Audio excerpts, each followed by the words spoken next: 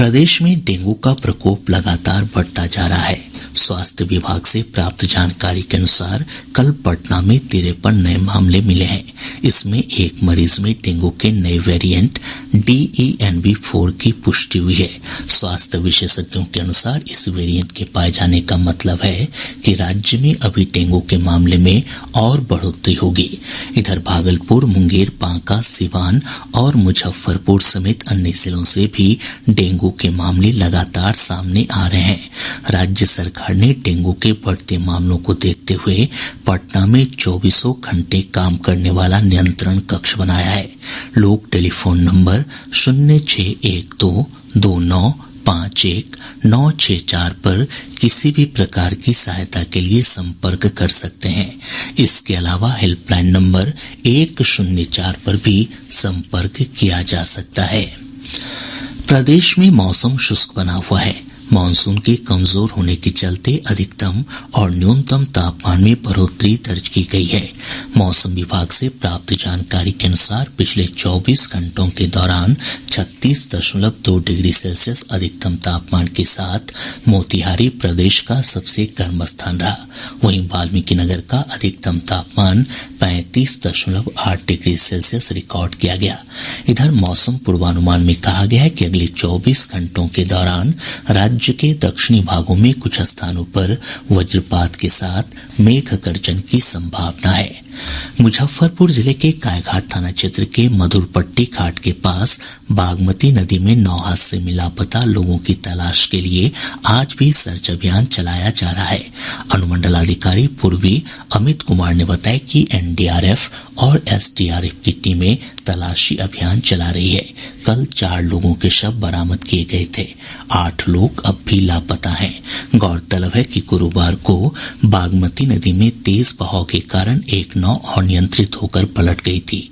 नाव पर 30 से अधिक लोग सवार थे, जिसमें अधिकतर स्कूली बच्चे थे। स्थानीय लोगों और बचाव टीम की सहायता से 20 लोगों को सुरक्षित बचा लिया गया था। ग्रेटर नोएडा में एक निर्माणाधीन भवन में लिफ्ट के दुर्घटनाग्रस्त होने से बिहार के 3 समेत 4 श्रमिकों की मौत हो गई। हादसे में 5 श्रमिक गंभीर रूप से घायल हो गए। प्राप्त जानकारी के अनुसार लिफ्ट के 8वीं मंजिल से नीचे गिर जाने के कारण यह घटना हुई। स्थानीय प्रशासन ने बताया कि हादसे में मारे गए मजदूरों के परिजनों को सरकार की ओर से 25-25 लाख रुपए की मदद दी जाएगी। पटना के फतुहा के सुरंगापार गांव में 3 लोगों की हत्या में शामिल 11 आरोपियों को गिरफ्तार कर लिया गया है। SSP राजीव मिश्र ने बताया कि मौके से 12 खोखे, 1 शॉटगन और 1 राइफल बरामद की गई है। गौरतलब है कि दूध के 400 रुपए बकाया राशि को लेकर 2 पक्षों में विवाद के कारण ये घटना हुई। प्रदेश में खेलो इंडिया गेम्स के तहत अक्टूबर से फरवरी तक राष्ट्रीय स्तर के विभिन्न खेलों का आयोजन होगा। इसमें बिहार के अलावा देश के अलग अलग राज्यों के खिलाड़ी शामिल होंगे। बिहार राज्य खेल प्राधिकरण के महानिदेशक रविंद्रन शंकरन ने बताया कि इस आयोजन में नौकरी की तलाश वाले पुराने वरीय खिलाड़ी या NIS सर्टिफाइड प्लेयर को नियुक्ति पत्र भी प्रदान किए जाएंगे। उन्होंने बताया कि 31 जिलों में खेलो इंडिया स्मॉल सेंटर की शुरुआत होगी। हर सेंटर को 5-5 लाख रुपए के उपकरण और खिलाड़ियों के किट उपलब्ध कराए जाएंगे। इन केंद्रों में 17 खेलों के लिए प्रशिक्षण उपलब्ध कराया जाएगा। एशिया कप 1 दिवसीय क्रिकेट में कोलंबो के R प्रेमदासा स्टेडियम में अंतिम सुपर 4 में बांग्लादेश ने भारत को रोमांचक मुकाबले में 6 रनों से हरा दिया। जीत के लिए 266 रनों के लक्ष्य का पीछा करते हुए भारत की टीम 49 ओवर और 5 गेंदों में 259 रन पर ऑल आउट हो गई। भारत और श्रीलंका पहले ही फाइनल के लिए क्वालिफाई कर चुके हैं। फाइनल मैच कल कोलंबो के प्रेमदासा स्टेडियम में ही दिन के 3 बजे से खेला जाएगा। इधर केंद्रीय स्वास्थ्य राज्य मंत्री SP बघेल ने आकाशवाणी समाचार को बताया कि देश में प्रति 10 लाख की आबादी में से 1% से भी कम लोग अंगदान करते हैं। श्री बघेल ने कहा कि प्रधानमंत्री नरेंद्र मोदी ने आकाशवाणी से मन की बात कार्यक्रम में अंगदान की चर्चा की थी और अंगदान शपथ कार्यक्रम आयोजित करने के लिए प्रेरित किया था। केंद्रीय गृह मंत्री अमित शाह ने कहा है कि नवीनतम सर्वेक्षण से पता चलता है कि प्रधानमंत्री नरेंद्र मोदी की लोकप्रियता वैश्विक नेताओं में अद्वितीय है। एक सोशल मीडिया पोस्ट में श्री शाह ने कहा कि यह विदेश नीति में मोदी सिद्धांत की सफलता का उदाहरण है। उन्होंने कहा कि यह लाखों लोगों को गरीबी से बाहर निकालने, उनके जीवन स्तर में सुधार और लोगों में प्रधानमंत्री के प्रति अटूट विश्वास का भी प्रमाण है। राज्य के सभी नगर निकाय क्षेत्रों में किसी भी तरह के भवन निर्माण के लिए परमिट शुल्क में 10 से 12 गुना तक की बढ़ोतरी की गई है। नगर विकास और आवास विभाग के अपर मुख्य सचिव अरुणीश चावला ने इस संबंध में आदेश जारी कर दिया है। अधिसूचना के अनुसार प्रत्येक वर्ष उपभोक्ता मूल्य सूचकांक में जितनी बढ़ोतरी होगी उस प्रतिशत के आधार पर यह शुल्क भी स्वतः बढ़ जाएगी।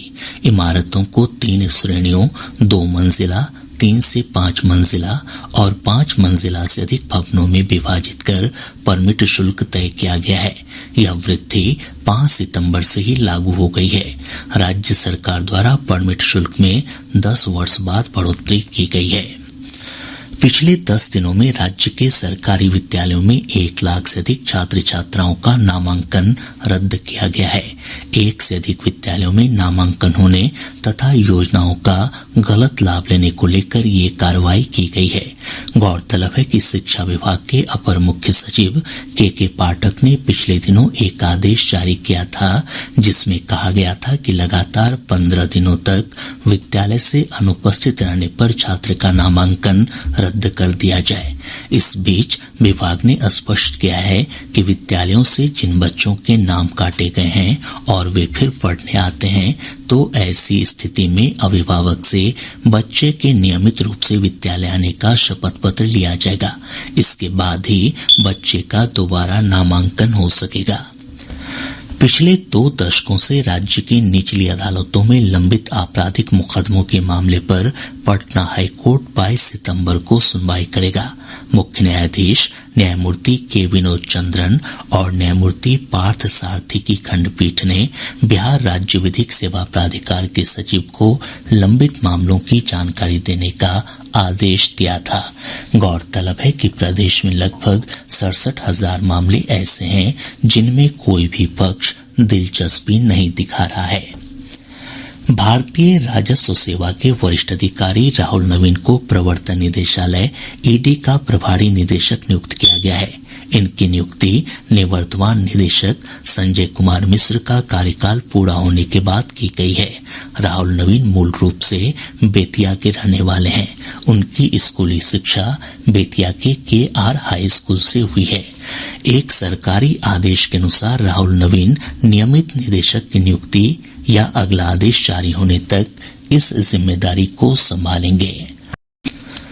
भाजपा के वरिष्ठ नेता और केंद्रीय गृह मंत्री अमित शाह आज 1 दिवसीय दौरे पर बिहार आ रहे हैं। श्री शाह दोपहर बाद मधुबनी जिले के झंझारपुर स्थित ललित ग्राम कर्पूरी स्टेडियम में भाजपा द्वारा आयोजित एक जनसभा को संबोधित करेंगे।